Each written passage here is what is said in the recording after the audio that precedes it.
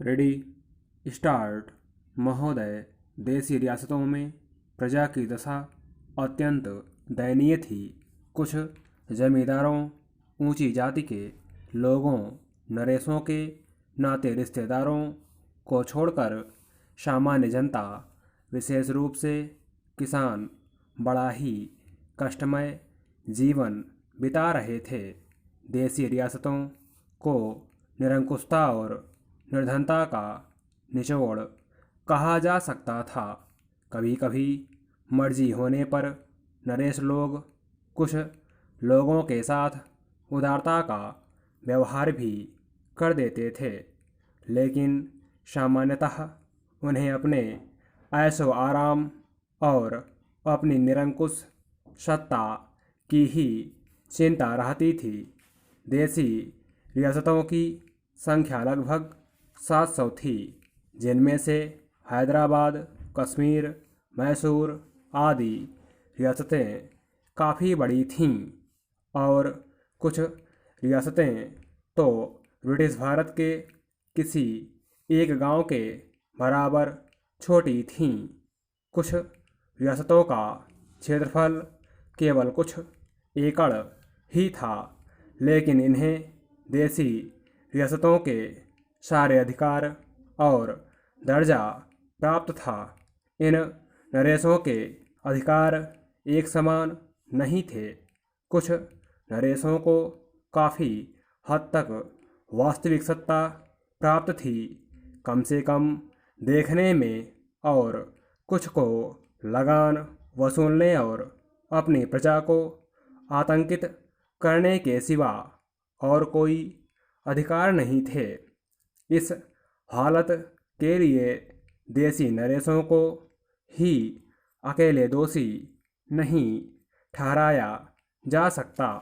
सिद्धांत रूप में यद्यपि उन्हें अपनी रियासत में पूरे अधिकार प्राप्त थे, लेकिन अधिकांश में यह सत्ता केवल जनता पर दमन और अत्याचार की चक्की चला सकने तक ही सीमित थी।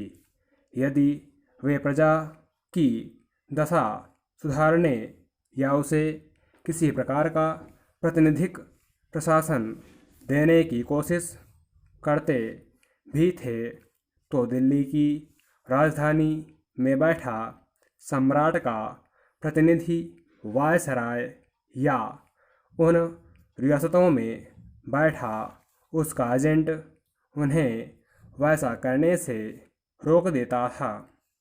ऐसा वास्तव में हुआ भी था कि नरेशों ने उत्तरदायी सरकार स्थापित करने में अपनी असमर्थता व्यक्त की थी, क्योंकि वैसा करना सर्वोच्च सत्ता ब्रिटिश सरकार के साथ हुई संधि की शर्तों के विरुद्ध होता। वस्तुतः वायसराय केवल संधि की शर्तों की सीमा में ही रहकर अपने अधिकारों का प्रयोग नहीं करता था।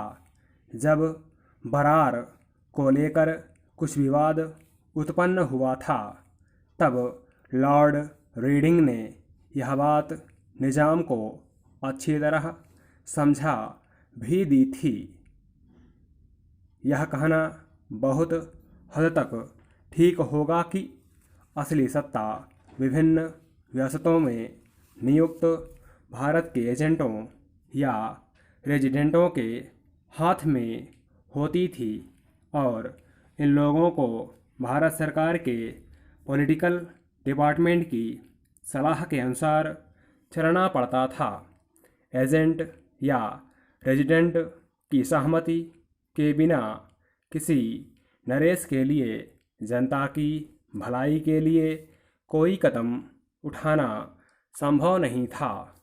आरंभ में इन एजेंटों या रेजिडेंटों से भारत सरकार के पॉलिटिकल एजेंट के रूप में कार्य करने की अपेक्षा की जाती थी, किंतु वीपी मेनन के अनुसार धीरे धीरे उनका स्वरूप बदलकर एक श्रेष्ठतर सरकार के कार्यपालक और नियंत्रक अधिकारियों का हो गया।